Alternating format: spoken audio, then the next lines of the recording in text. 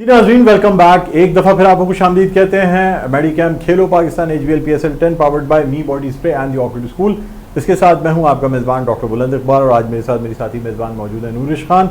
हम बात कर रहे हैं कल के होने वाले मैच के हवाले से जो कि कराची किंग्स और पेशावर ज़ल्मी के दरमियान खेला गया, जिसमें हमें कल कुछ तमाशाई भी नज़र आए जो कि पेशावर ज़ल्मी के सपोर्टर्स थे। कराची में मुकीम वो लोग जो KPK से ताल्लुक़ रखते हैं, कल उन्होंने भरपूर तादाद में शिरकत की और नेशनल स्टेडियम में अपनी टीम को सपोर्ट किया। लेकिन बदकिस्मती से पेशावर ज़ल्मी की टीम जो है ये मैच जीतने में कामयाब ना हो सकी, जो कि एक टफ मैच था और लास्ट ओवर तक जो है वो काफ़ी हद तक मैच फंसा रहा। बहरहाल हमारे साथ जो हमारे स्टूडियोज़ में गेस्ट मौजूद हैं, खालिद लतीफ़ साहब हमारे साथ मौजूद हैं, अच्छे क्रिकेटर हैं, क्रिकेट एनालिस्ट हैं। नवीज़ ज़मीर साहब हमारे साथ मौजूद हैं और हमारे साथ मौजूद हैं जनाब सैयद मुनीर कादरी साहब। तो ये तीनों गेस्ट हमारे साथ यहाँ मौजूद हैं। लेकिन अभी हमें वीडियो कॉल पे ज्वाइन किया है जुनैद खलील नैनीताल वाला साहब ने, जो कि वेटरन क्रिकेटर हैं। ओवर 40 ग्लोबल कप की जीत में एक अहम किरदार इन्होंने अदा किया और साथ साथ ग्रुप मैनेजिंग डायरेक्टर हैं मेडिकैम ग्रुप ऑफ कंपनीज के। हम खुशामदीद कहना चाहेंगे। अस्सलाम वालेकुम सर। वालेकुम अस्सलाम। सर सबसे पहले तो आपको बहुत बहुत खुशामदीद कहते हैं और आपका बहुत बहुत शुक्रिया, आपने प्रोग्राम के लिए वक्त निकाला। जुनैद साहब क्या कहेंगे, कल का जो मैच हुआ कराची किंग्स और पेशावर ज़ल्मी के दरमियान, कराची किंग्स ने बिलाखिर मैच जीत तो लिया, लेकिन ये कि काफ़ी स्ट्रगल उनको करनी पड़ी और लास्ट मोमेंट तक बड़ी बड़ी टेंशन्स थी कराची के डग आउट पे, क्योंकि लास्ट मोमेंट तक ये यकीनी सूरत हाल नहीं थी कि वाकई कराची की टीम ये मैच जीत सकेगी। क्या कहेंगे आप? देखिए, overall I think it's a very good match, क्योंकि अब तक जितनी भी लीग क्रिकेट्स होती हैं उसके अंदर नॉर्मली मैचेस जो है ना वो बैटिंग साइड से जो ना जिता रहे होते हैं और बॉलर जो ना वो बिल्कुल बेबस नजर आ रहे होते हैं। तो कल हमने जो ना वो बेसिकली अच्छे बैट्समैन की कारकर्दगी भी देखी कि टेक्निकली जो ना वार्नर कितना साउंड है। हमने कल जो ना वो बाबर आजम को थोड़ा सा स्ट्रगल करते हुए भी देखा और फिर जो ना उस प्रेशर के अंदर किस तरीके से उन्होंने 40 समथिंग ऑड रन बनाए वो भी देखा, किस तरीके से उन्होंने जो ना फिनिशिंग की। कल किस तरीके से आके खुर्शीद शाह ने जो ना मेच्योरिटी के तौर के ऊपर आके और मैच जो ना किस तरीके से जिताया, किस तरीके से बॉलर ने एक बिल्कुल 11th आवर पे नो बॉल और फ्री हिट जो ना वो कराची किंग्स को जो ना गिफ्ट की। तो I personally think it was a good match. Run बहुत ज्यादा नहीं पड़े लेकिन इट वाज एक्साइटिंग। किसी भी टाइम पे किसी भी वक्त कोई भी टीम जो ना वो जीत सकती थी। Overall I think it's a very brave decision by Karachi कि किस तरीके से उन्होंने शान मसूद को बिठाया हुआ है and they are actually doing all the experiments. अच्छा सर, ये बताइएगा कि पेशावर ज़ल्मी की टीम अगर हम बैटिंग देखते हैं तो कल वैसे तो बाबर आजम ने 46 रन स्कोर किए, लेकिन 41 गेंदें उन्होंने इसमें इस्तेमाल की और बहुत लैक ऑफ कॉन्फिडेंस नज़र आया कल में बाबर में। बाबर आजम शायद अभी तक अपनी फॉर्म में आ नहीं पाए हैं, अभी तक वो शेकी हैं, हर बॉल को चेक करते हैं और वो उनको यही डर था कि कहीं मैं आउट ना हो जाऊं, जो बिलाखिर वो आउट भी हुए। क्या कहेंगे?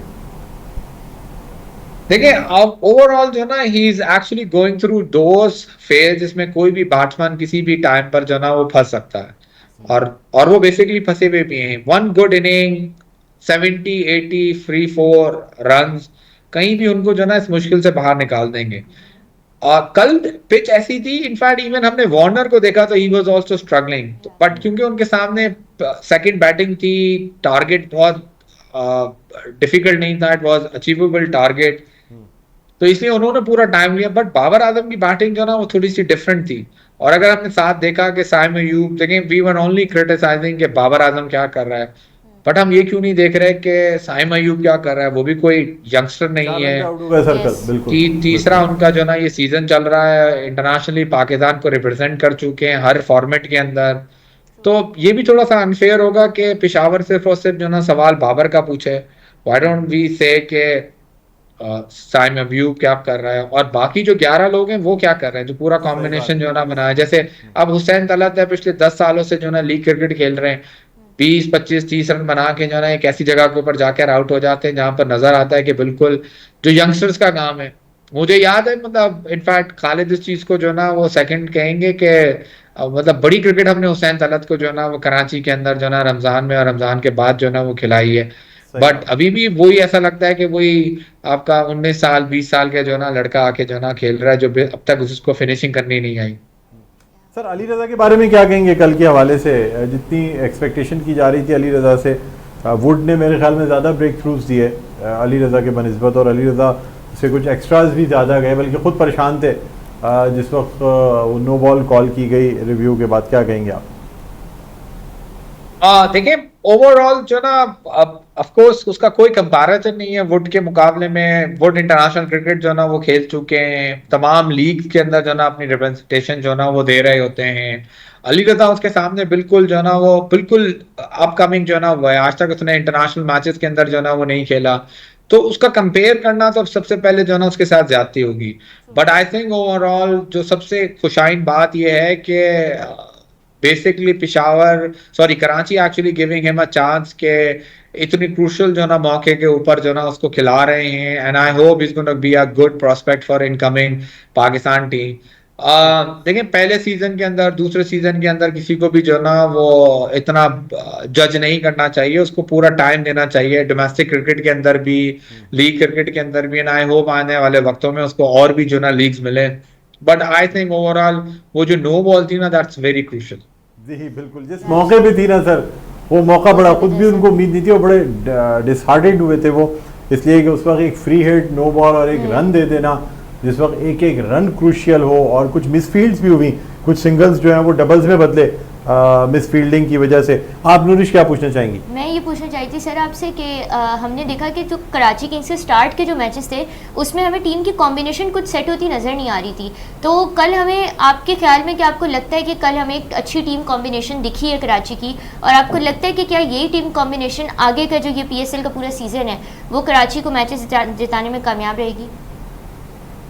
देखिए अगर आप मुझसे सवाल पूछें तो मुझे अभी भी उनकी टीम की जो ना कॉम्बिनेशन कोई खास नजर नहीं आई। जो भी उन्होंने एक्सपेरिमेंट किया है, कल देवर लकी के वार्नर जो ना वो बेसिकली एक लंबी इनिंग जो ना वो खेल गया, और वो भी अगर लेट्स से यही स्कोर 170 180 होता तो शायद वार्नर भी नहीं खेल सकता था, क्योंकि just because of this score उसको ठीक ठाक जो ना टाइम मिल गया, और ठीक ठाक जो ना वो मौका मिल गया कि वो अपनी टीम, अपनी इनिंग जो ना बिल्ड कर सके। बहुत सारी ऐसी जगह हैं जहां पर लड़कों को खुद पर्सनली जो ना मैनेज करना पड़ेगा, जैसे आमिर जमाल हो गए। वी वर एक्सपेक्टिंग कि पाकिस्तान को एक फास्ट बॉलिंग ऑलराउंडर जो ना मिलने वाला है, बट जिस तरीके से उनकी मैंने बैटिंग कल देखी और जिस तरीके से उनकी बॉलिंग देखी, तो मुझे ना वो बैटिंग ऑलराउंडर मिल नजर आए, ना मुझे वो बॉलिंग ऑलराउंडर नजर आए जो लोग उनके बारे में और उनसे एक्सपेक्ट कर रहे थे। अब एक आध ऑस्ट्रेलिया की इनिंग के ऊपर आप कब तक जो ना मतलब अपना मंजन जो ना वो बेचते रहेंगे? तो ओवरऑल आई थिंक हर एक आदमी को, हर एक प्लेयर को अपने आप को खुद एनालाइज करना चाहिए।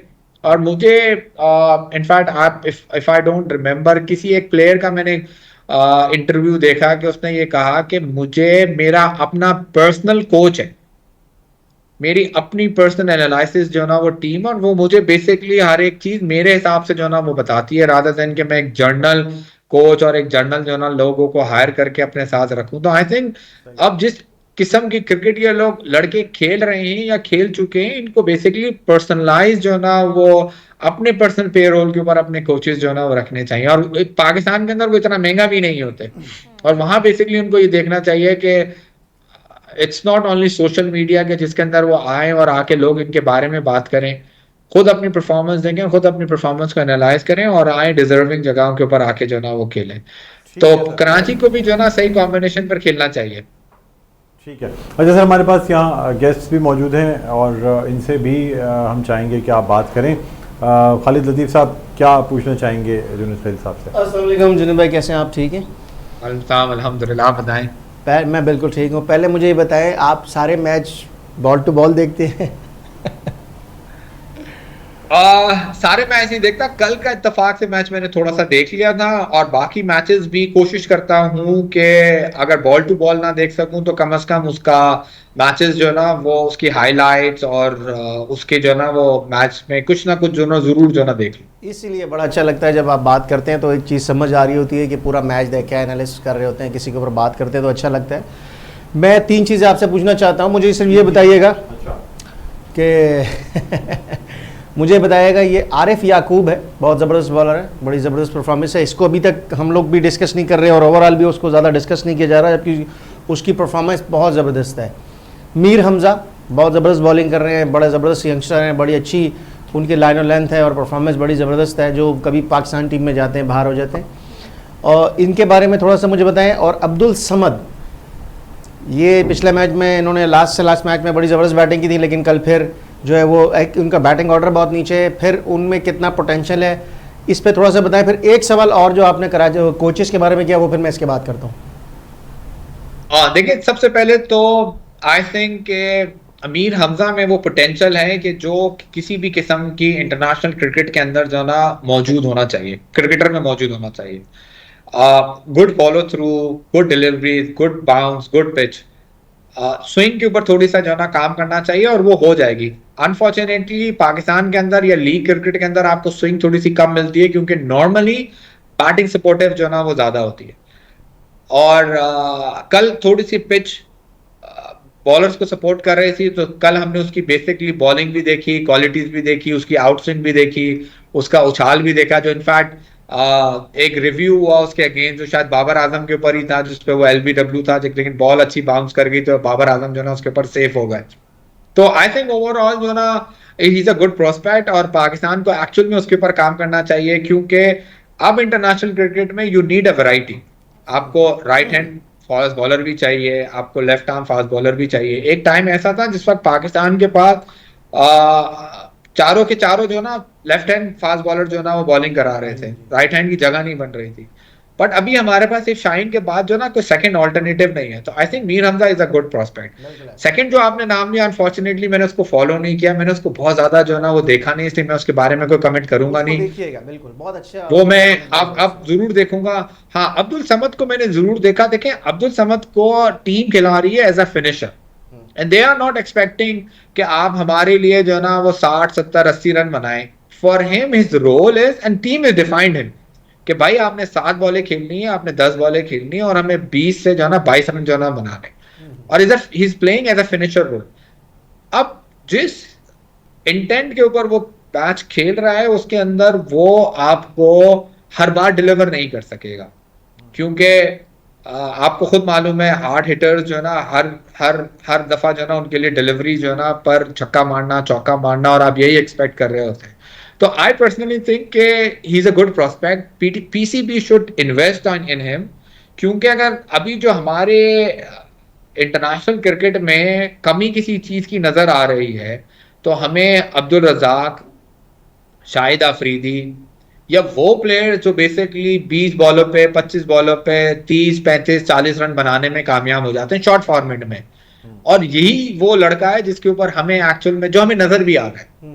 तो हमें कोशिश ये करनी चाहिए कि हमें इसकी ट्रेनिंग ठीक करनी चाहिए, हमें इसके ऊपर प्रॉपर तरीके से तवज्जो देनी चाहिए, और इसके एक आध फेलियर के ऊपर इसको क्रिटिसाइज नहीं करना चाहिए, क्योंकि ये overall playing a very high risk cricket, जिसके अंदर हर दफा उसका कामयाब होना जरूरी नहीं है।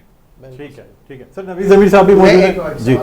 आपने कहा कि पर्सनल ट्रेनर होने चाहिए, कोचेज होने चाहिए, तो मैं आपको इसके बारे में बताऊं कि हम भी गहरी नज़र रखते हैं नीचे से, यानी कि ग्रास रूट से लेकर हायर लेवल तक जितने भी प्लेयर्स हैं उनके पर्सनल ट्रेनर और ट्रेनर तो मौजूद हैं, लेकिन कोचेज़ नहीं है। वो इस वजह से नहीं है कि कोचेज़ की भी एक लॉबी है। अगर कोई प्लेयर किसी के पास ज़्यादा जाके सीखता है तो दूसरी लॉबी काम करना शुरू कर देती है, उसको टोंट करना शुरू कर देती है कि तुम ये वहाँ जा रहे हो, अच्छा तुम ये है, क्योंकि वो बैठे होते हैं किसी न किसी पोस्ट पे। तो ये प्रॉब्लम आ रही है, ये हमारे एसोसिएशन से लेकर PCB तक ये प्रॉब्लम है, जो PCB को चाहिए कि इसको रिजॉल्व करे, क्योंकि प्लेयर जो है उससे ज़्यादा पावरफुल इस वक्त जो है ना वो कोचेज़ हैं। PCB ने उनको जो है वो पूरी आज़ादी दी हुई है, लेकिन वो क्या कर रहे हैं, वो प्लेयर्स के माइंडसेट को चेंज करते हैं। अगर एक प्लेयर किसी या 4 प्लेयर किसी एक कोच के पास जा रहे हैं तो जो हेड कोच है उसको प्रॉब्लम शुरू हो जाती है, और अगर किसी हेड कोच के पास जा रहे हैं तो जो नीचे कोचेज़ हैं उनको प्रॉब्लम शुरू हो जाती है। ये PCB को देखना चाहिए, और ये मुझे लगता है कि ये आपको नहीं पता थी, तो मैं सिर्फ आपको ये बताना चाह रहा था। पाकिस्तान में ये इशू आ रहा है कि ये प्रॉब्लम है प्लेयरों के साथ, तो प्लेयर जो है वो फिर अपनी अपनी प्रैक्टिस करते हैं, अपने साथ जाते हैं। इसी वजह से जो मुझे लगता है पास से लेकर आज तक ये जो प्लेयर पावर है वो बनती इसलिए जब ये साथ रहते हैं, ये बिहेवियर देखते हैं कोचेस का, मैनेजमेंट का। जब ये प्लेयर बनते हैं, जब ये पावर में आते हैं, तो फिर ये सारी चीज़ें खुद करते हैं। देखें खालिद, मैं रीजनल क्रिकेट एसोसिएशन के साथ अटैच भी हूँ, थोड़ा मैंने इनके साथ काम भी किया है और आइंदा आने वाले वक्तों में इनके साथ मैं थोड़ा सा काम करने वाला भी हूँ। इंशाल्लाह। एंड आई होप कि कुछ इम्प्रूवमेंट जो है ना हम लेकर आ सकें in terms of mentality of coaches. मैं आपको बट मैं बताऊंगा, आपको अगर आप ही काम का वक्त करेंगे- याद अगर आप दिलाऊंगा। काम करेंगे तो इंशाल्लाह ताला मैं आपको बताऊंगा, अगर बेहतर समझेंगे तो मैं आपको बताऊंगा, तो उसके लिए वो आपके लिए आसान हो जाएगा चीज़ें देखना। क्योंकि प्रॉब्लम, मैं कराची में रहता हूँ, हम कराची को देखते हैं तो बड़ा क्लोजली जो है मैं चीज़ों को, वैसे मैं नज़र नहीं आता कहीं भी, लेकिन मैं सब चीज़ों को जानता हूँ, सारी चीज़ें जो है ना वो मेरी नॉलेज में होती हैं, तो मैं ज़रूर आपको बताऊँगा। आप देखिए, मैं आपको असल में लोगों को मैं यही बता रहा था और मेरा भी तज्जिया बेसिकली यही है। पता नहीं आपको शायद याद हो या ना याद हो कि जब आप अपने प्राइम में ट्रेनिंग करते थे तो जो अभी वेदर चल रहा है 41 42, उसके अंदर आप सीमेंट के ऊपर कैंट के अंदर 20-25 यंगस्टर जो बॉलर्स होते थे, जिसके अंदर मिक्स ब्रीड होती थी, स्पिनर भी होता था, फास्ट बॉलर भी होते थे, लेफ्ट आर्म भी होते थे, लेग स्पिनर भी होते थे, और आप प्रैक्टिस करते थे 2.5 से 3 घंटे पावर हिटिंग की तरफ। यस बिल्कुल अब आई होप यू रिमेम्बर। बिल्कुल ठीक है, फ्री उसके अंदर जारी बात है आपका उस जमाने में भी कोई ना कोई ऐसा एडवाइजर्स होते थे जो बाजार बड़े नहीं होते थे, जैसे बिल्कुल। खालिद भट्ट साहब थे। जी, वो आपको बिल्कुल बताते थे खालिद तुम इस तरीके से गलत आउट हुए। यस यस अच्छा, ना वो ना ही नजर आ रहे हैं, ना ही वो पब्लिसाइज हो रहे हैं, ना ही वो किसी लॉबी में बैठे हुए हैं, वो सिर्फ और सिर्फ खालिद को खालिद की गलतियां बता रहे हैं। यस बिल्कुल यही मैं एक्चुअली चाहता हूं कि ये हर एक आदमी अपने साथ एक ऐसा एडवाइजर रखे जो उनकी चमचागिरी ना करे, ये बिल्कुल उनको ये बताए कि भाई तुम कहाँ गलती कर रहे हो और तुम्हें कौन से ऐसे एलिमेंट के ऊपर काम करना चाहिए और at the end of the day तुम कहाँ पर अपनी इंप्रूवमेंट लेकर आ सकते हो। मेरा एक्चुअल लोगों से ये है कि आप ब्रांड नेम कोचेस की तरफ ना जाएं, आप सिंपल से वो लोगों की तरफ जाएं जो बेसिकली आपके साथ मुखलिस भी हैं और बेसिकली आपको बता रहे हैं कि बेटा तुम ये गलत कर रहे हो। बिल्कुल जैसे तुम्हारा पैड यहाँ गलत आ रहा है, या तुम्हारी फ्रंट फुट गलत आ रहा है, या तुम्हारा बैक फुट गलत आ रहा है, तो मेरा ये नहीं है कि आप कोई ब्रांडेड कोचेस हायर करके, ऑफ कोर्स आप जो कह रहे हैं वो बिल्कुल ठीक है। मुझे ये भी मालूम है आजकल के बच्चों के साथ अगर वो कोच के कहने पर हिट करते हुए आउट होते हैं तो कोच बोलता है तुमने हिट क्यों की। वो कोच के कहने के ऊपर डिफेंस करने के लिए जाते हैं तो बोलते हैं यार तुमने गलत डिफेंस क्यों किया। They are not giving them an liberty to express themself. बिल्कुल जी नवीद ज़मीर साहब क्या कहना चाहेंगे? जी जी जुनैद भाई, आपकी जो तस्वीर देख के बड़ी खुशी होती है कि इतनी बारीकबीनी से आप देखते हैं PSL के हवाले से और अपनी डिस्कशन अपने तस्वीर देते हैं। सर, मुल्तान की टीम जो जिस तरीके से इस टूर्नामेंट में परफॉर्मेंस दे रही है, आपको लगता है कि वो आगे चल सके, कि आगे कोई अपसेट कर सकती है या ऊपर वापस आ सकती है, कम बैक कर सकती है इस PSL के अंदर? देखिए, सबसे पहले तो जो ना मुल्तान को अपनी सक्सेस स्टोरी याद करनी पड़ेगी। अगर लास्ट टाइम मुल्तान सक्सेस हो रहा था तो उसके अंदर रिजवान से बड़ा कंट्रीब्यूशन जो ना उस्मान खान का था, जो ज़माने में जो है ना यूई को रिप्रेजेंट करते थे और यूई के जो ना वो फ्लैग के ऊपर आके पाकिस्तान के अंदर as an international player, as an international quota खेला करते थे। रिजवान ने उनको उस टाइम के ऊपर फुल लिबर्टी दी हुई थी कि आप जाएं और ओपन करें और एज अ स्ट्राइकर जो ना वो बैटिंग करें। अब यहाँ पर उन्होंने क्या किया, चाहे होप को जो उनके कीपर बैट्समैन है उनसे वो ओपन कर रहे हैं और खुद उनके साथ जो है ना वो ओपन कर रहे हैं, और उस्मान खान को वो लिबर्टी नहीं मिल रही जो उसको लिबर्टी मिलनी चाहिए। अब जब आपने अपना प्लेइंग स्टाइल चेंज कर दिया, प्लेइंग एक्सप्रेशन जो ना चेंज कर दिया, आपने ओपनिंग अपना कॉम्बिनेशन चेंज कर दिया, अगर आपने देखा तो लास्ट सीजन के अंदर उसकी 2 सेंचुरियां हैं और आज आप उसको वन डाउन जो ना खिला रहे हैं। That's one of the biggest example कि आप आपकी टीम फॉल कैसे होती है। दूसरा, उस जमाने के जो बेसिकली बेस्ट बॉलर हुआ करते थे या बेस्ट सेकंड बॉलर हुआ करते थे, आपका आफरीदी को उन्होंने जाने दिया, उन्होंने बेसिकली उसामा मीर के ऊपर जो ना ज्यादा रिलाई कर रहे हैं। तो ओवरऑल आई थिंक इस साल जो उन्होंने कॉम्बिनेशन बनाई है, जो उन्होंने सिस्टम बनाया है, and frankly speaking one of the biggest mistake what the management did is basically वो एक ऐसे फीमेल कोच को लेकर आए हैं जिससे शायद रिजवान बात भी नहीं करता, क्योंकि रिजवान का रिलीजियस एक्टिविटीज, रिलीजियस एक सिनेरियो अलग है और कोच जो है ना वो अलग है। तो I personally think this is one of the biggest conflict जो उनकी टीम मैनेजमेंट के अंदर चल रही होगी, जिसकी वजह से कोच और टीम कैप्टन का इतना बड़ा डिफरेंस जो ना बीच में आएगा। But I think they made a disaster. जी मुनीर कादरी साहब भी कुछ कहना चाहेंगे? जी मुनीर कादरी साहब। अस्सलाम वालेकुम। वालेकुम अस्सलाम। अच्छा, ऐसा है कि आप क्योंकि एसोसिएशन के सब वाइस प्रेसिडेंट भी हैं और काफ़ी इंटरेस्ट भी ले रहे हैं, तो मैं सिर्फ ये चाहूँगा पूछना कि जो हमारे कोचेज़ और ग्रास रूट लेवल पे क्रिकेट है, 2 पॉइंट मैं आपको दे रहा हूँ वैसे ऑर्गेनाइज़र के, और वो ये है कि कोचेज़ की मेरे पास कितनी मिसालें मौजूद हैं कि एक खिलाड़ी 20 खिलाड़ियों में शामिल है, 15 खिलाड़ियों में आया और मुख्तलिफ जगहों पे टूर करता हुआ एक मैच भी नहीं खेल रहा, और जब उस कोच के साथ उसने 1-2-1 की तो उसको नसीब ये है कि मैचेस खिलाए गए बल्कि रूममेट भी बनाया गया। सेकंड नंबर पे क्लब क्रिकेट का भी यही हाल है कि अगर किसी क्लब में आप खेलते हैं कि जितने अच्छे हो, लेकिन अगर आप मेरे मनपसंद नहीं है या मेरे क्लब या जोन में नहीं खेल रहा है, तो उस बुनियाद पर आप होंगे अपने घर के रिचर्ड और आप होंगे अपने जगह के हिटलर, मुझसे बड़े कोई नहीं है। तो जिसकी बुनियाद पर हमारा बहुत बड़ा टैलेंट जो है वो ग्रास रूट लेवल पे ही दम तोड़ देता है, और फिर लोग जो है वो शॉर्टकट इस्तेमाल करते हैं कि यार परफॉर्मेंस और प्रैक्टिस और ट्रेनिंग जो खाली लतीफ़ करते थे अब उसकी ज़रूरत नहीं है। अब उससे बेहतर ये है कि किसी की जो है सब्ज़ी लाई जाए या किसी के साथ जो है वो अपना एक ताल्लुक़ जोड़ लिया जाए। तो इसलिए मैं आपसे रिक्वेस्ट करूँगा कि अगर किसी से माशाल्लाह आपके वालिद साहब मोहतरम नीताल वाला की बहुत बड़ी खिदमत है और हम उनके साथ शरीक हैं कारकुन के हैसियत से, तो आप अब एक नए रोल में आकर इंशाल्लाह कम से कम इसका सद्देबाब ज़रूर करेंगे। जी सर, जुनैद साहब क्या कहते हैं सर इस हवाले से? अच्छा, मैं आपको आपकी जो सारे पॉइंट है ना वो बिल्कुल ठीक है, आप जो बात बोल रहे हैं वो बिल्कुल हकीकत है, बट मैं आपको एक ऐसी एग्जांपल दे सकता हूँ जो आपके बराबर में बैठे हुए, यही सेम डिफिकल्टीज, यही सेम प्रॉब्लम खालिद ने भी फेस की हैं, but as far as I know Khalid ने किसी को सब्जी ला के नहीं दी, किसी कोच के जाके उसने खिदमतें नहीं की, बल्कि मैंने खालिद को 2-3 दफ़ा बोला कि भाई ज़रा थोड़ा अपना एटीट्यूड ठीक करो, इतना भी जो ना होना नहीं चाहिए। तो उसका जवाब ये होता था कि अगर सब 100 बना रहे हैं तो मैं 120 बनाऊंगा। हमारे कराची के लड़कों के अंदर जो सबसे बड़ी प्रॉब्लम है ना वो बेसिकली ये वाला एटीट्यूड खत्म हो, हम बहुत जल्दी कंपैरिजन के अंदर आ जाते हैं और हम ये नहीं देखते कि भाई एक रेस 100, 120, 130, 150 रन की भी है, आप उसकी तरफ तवज्जो दें। एक मौका आपको जरूर मिलेगा, एक नहीं तो 2 या 3 मौके आपको जरूर मिलेंगे।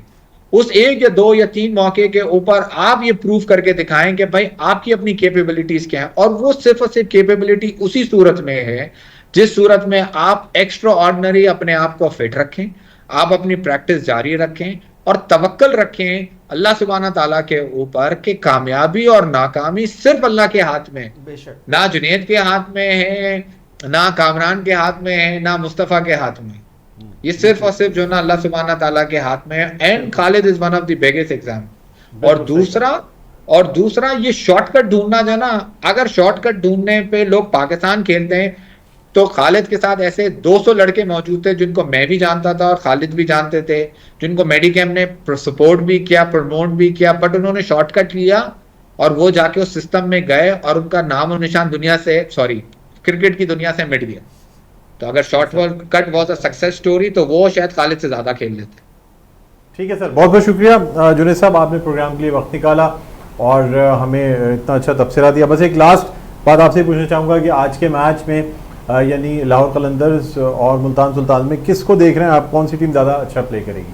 देखिए, ओवरऑल कॉम्बिनेशन लाहौर कलंदर का बहुत अच्छा बना हुआ है। जैसे मैंने आप बताया कि इस वक्त मुल्तान जो ना वो स्ट्रगल कर रही है अपने कॉम्बिनेशन के ऊपर। हम अगर हम अपनी कैप्टन ईगो निकालें और बेसिकली ये सोचें कि हम टीम के लिए खेलें और टीम के जीतने के ऊपर खेलें, तो आई थिंक रिजवान को 1 डाउन जो ना बैटिंग करनी चाहिए और उस्मान खान को आगे भेजना चाहिए और बोलना चाहिए कि जो तुम्हारी सक्सेस स्टोरी थी पाकिस्तान ज्वाइन करने से पहले, प्लीज वर्क ऑन इट, और आज वो गेम खेलो जिसके लिए तुम मशहूर हो, और बेसिकली उसको पिच भी सपोर्ट करेगी। अगर उसने ये काम किया तो मे बी चांसेस ज्यादा होंगे, लेकिन अगर आप सेल्फिश खेलते रहे तो मेरा ईमान है कि अल्लाह कहीं ना कहीं किसी ना किसी मुकाम पर जाके जरूर जलील कर देता है। ठीक है सर, बहुत बहुत शुक्रिया जुनैद साहब, प्रोग्राम के आपने वक्त निकाला। नाजरीन, group managing director Medicam group of companies Junaid Khalil Nainital वाला हमारे साथ मौजूद थे। एक वक्फा लेते हैं, वक्फे के बाद दोबारा अभी खिदमत में हाजिर होंगे। देखते रहिए हमारा खुशी show मेडिकैम Khelo Pakistan HBL PSL 10 powered by me body spray and the orchid school.